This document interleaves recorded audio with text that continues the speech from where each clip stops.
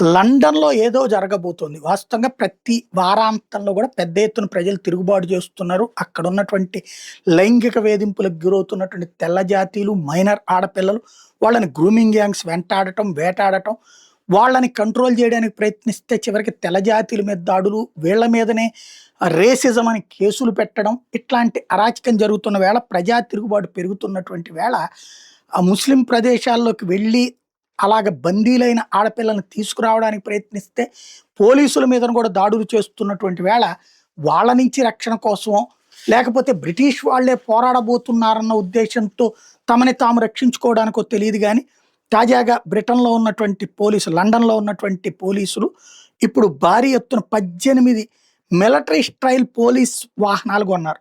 ఒక్కోటి £3,000,000 వాటిని కొన్నారు. అంటే ఒక రకంగా పేల్చిన పేలవనమాట.